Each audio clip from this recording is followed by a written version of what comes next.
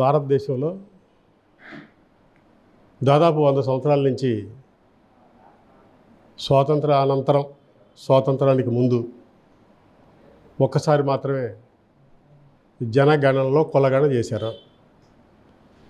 ఆఖరిసారి శ్రీమతి సోనియా గాంధీ గారు UPA 1, UPA 2లో కూడా దీని గురించి చెప్పి సెన్సెస్ తీసి సోషియో ఎకనామిక్ క్యాస్ట్ సెన్సెస్ నిర్వహించారు. దాదాపు 30 కోట్ల కుటుంబాల యొక్క డేటా మొత్తం సేకరించారు. కానీ ఈ ప్రభుత్వం దాన్ని బయటపెట్టట్లా, తను వాడుకోవటానికి మాత్రం ఉంటుంది. అప్పటి నుంచి రాహుల్ గాంధీ గారు దాదాపు 10 సంవత్సరాల నుంచి భారతదేశంలో ఎక్కడికి వెళ్ళినా ఏం చేసినా పాలనలో దాదాపు 90% ఉన్న జనాభా వాళ్ళు విస్మరించబడుతున్నారు. కాబట్టి కోర్టులకు కానీ ఇతర సంక్షేమ ఫలాలకు కానీ ఈ కులాలకి కులగండ ఉండాలని చెప్పి పెద్ద ఎత్తున ఉద్యమాలు చేస్తూ ఉన్నాడు, పార్లమెంట్ లోపల, పార్లమెంట్ బయట. 2024 లోక్సభ ఎన్నికల్లో కాంగ్రెస్ పార్టీ ఎన్నికల మేనిఫెస్టోలో కూడా కులగండ చేస్తామని చెప్పి చెప్పింది. 2023 కాంగ్రెస్ సెషన్ జరిగిన రాయ్పూర్ ఫిబ్రవరి 23-25 మధ్యలో సామాజిక న్యాయ రెజల్యూషన్ కూడా మేము పాస్ చేయడం జరిగింది. అనేక దఫాలుగా మేము దీని గురించి పోరాటం చేస్తూనే ఉన్నాం. కానీ మోడీ ప్రభుత్వం ఎప్పుడు కాంగ్రెస్ పార్టీ, రాహుల్ గాంధీ కులగండ తీసుకొచ్చినా సరే భారత హిందూ సమాజంలో చీలికలు పీలికలు తీసుకొచ్చి వీళ్ళు సమాజాన్ని ఆది మానవుల కాలానికి తీసుకెళ్లే క్రమంలో ఉండారు అని చెప్పి పెద్ద ఎత్తున రాహుల్ గాంధీ మీద, కాంగ్రెస్ పార్టీ మీద విశృంఖలంగా తప్పుడు ప్రచారాలు చేసి టన్నుల కొద్ది విష ప్రచారం కొమ్మరించారు. కానీ ఒక ఫైన్ మార్నింగ్ 4-5 రోజుల క్రితం మోడీ గారు పెహల్గాం ఘటన జరిగిన తర్వాత అందులో భద్రతా వైఫల్యం స్పష్టంగా కనపడింది, ఇంటెలిజెన్స్ వైపు కాదు. కానీ 22వ తారీఖు నాటికి ముందు 3 రోజుల ముందు 19వ తారీఖు నాడు అదే జమ్మూ కాశ్మీర్లో కాట్రాలో ప్రధానమంత్రి గారి పర్యటన ఉంది. ఇంటెలిజెన్స్ వాళ్ళు హెచ్చరించారు, భద్రతా బలగాలు ఇంటెలిజెన్స్ వాళ్ళు హెచ్చరించారు, ఉగ్రదాడి జరిగే ప్రమాదం ఉంది కాబట్టి మీరు క్యాన్సిల్ చేసుకోండి అని. సరే అని చెప్పి ప్రధానమంత్రి గారు క్యాన్సిల్ చేసుకున్నారు. ఎట్లయితే ఇంటెలిజెన్స్ క్యాన్సిల్ చేసుకుందో, కానీ ఇక్కడ పెహల్గాంలో 2000 మంది ఉంటే కనీసం 2 కూడా భద్రతా బలగాలు లేకపోవటం, ఇదంతా కూడా భారత ప్రజల యొక్క దృష్టిలో మోడీ గారు పలసనయ్యాడు. దాన్ని కవర్ చేసుకోవటం కోసం, కాల్ డైవర్షన్ చేయటం కోసం హఠాత్తుగా బీసీ ఫేస్ ఒకటి పెట్టుకొని మండలికి మోడీ గారి ముందు తర్వాత అన్న ఫోకస్ ఇచ్చి కులగణన చేస్తున్నామని చెప్పి అన్నారు.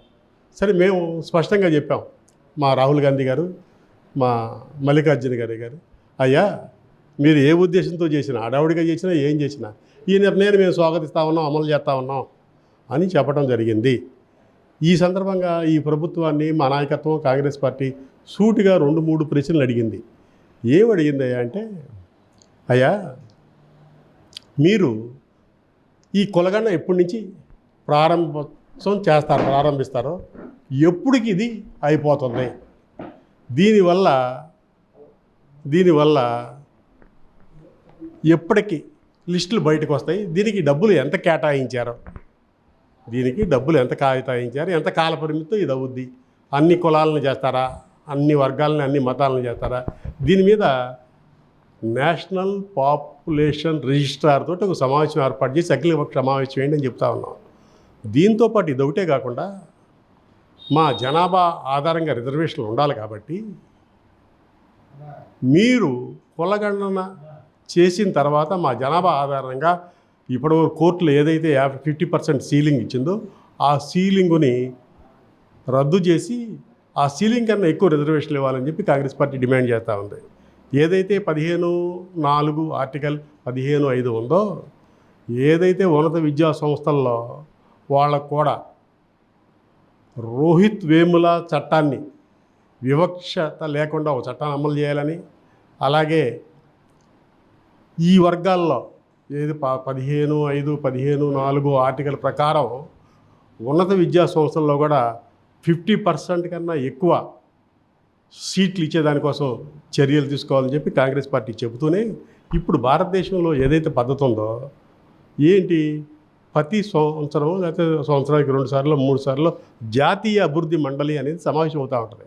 కానీ రాహుల్ గాంధీ గారు కాంగ్రెస్ పార్టీ ఏం చెప్తున్నారంటే జాతీయాభివృద్ధి మండలిని మేము సంస్కరించి జాతీయ సామాజిక న్యాయ మండలి ఒకటి ఏర్పాటు చేస్తాము, దానిలో మొత్తం ఈ వీకర్ సెక్షన్ల యొక్క సమావేశాలు మొత్తం సమస్యలన్నీ కూడా మేము చర్చిస్తామని చెప్పారు. అలాగే బడ్జెట్కు ముందు, దేశ బడ్జెట్కు ముందు ఒక ఎకనమిక్ సర్వే ఉంటుంది.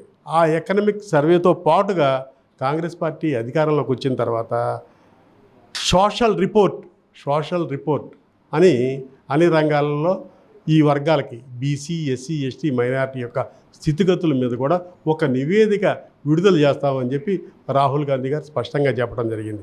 అయ్యా నిజంగా మీకు గనక చిత్తశుద్ధి ఉంటే దీనికి 10,000 కోట్లు 9,000 కోట్లు అవుతాయి ఈ మొత్తం ప్రక్రియకి. కానీ దీనికి కేటాయించింది 575 కోట్లే. ఇది ఎలా ముందుకెళ్ళొద్దని చెప్పి మేము అడుగుతా ఉన్నాం. తక్షణమే ఈ సమస్యను పరిష్కారం చేయడం కోసం ఒక అఖిలపక్ష సమావేశాన్ని నిర్వహించవలసిందిగా కాంగ్రెస్ పార్టీ కేంద్ర ప్రభుత్వాన్ని, మోడీని డిమాండ్ చేస్తూ ఉంది. నిజంగా మీకు ఎంతసేపు మతాల మీద గోల తప్ప ఈ బీసీల ఆర్థిక, రాజకీయ, సాంఘిక స్థితిగతుల మీద ఒక అవగాహన లేదు. ఈ ప్రజలందరూ ఈరోజు భారతలో జరిగే ఈ మొత్తం వివక్షతకి వ్యతిరేకంగా రాహుల్ గాంధీ పోరాడుతూ ఉన్నాడు. రాహుల్ గాంధీ భారత్ జోడో యాత్ర, భారత్ జోడో న్యాయ యాత్ర 2 యాత్రలు చేసిన సందర్భం కూడా ఈ వర్గాల ప్రజలకు దగ్గరయ్యి వీళ్ళల్లో ఒక కొత్త ఆశలు చిగురించే దానికోసం, వీళ్ళ వికాసం కోసం పెద్ద ఎత్తున కాంగ్రెస్ పార్టీ ప్రణాళికలు తీసుకుంటుంది.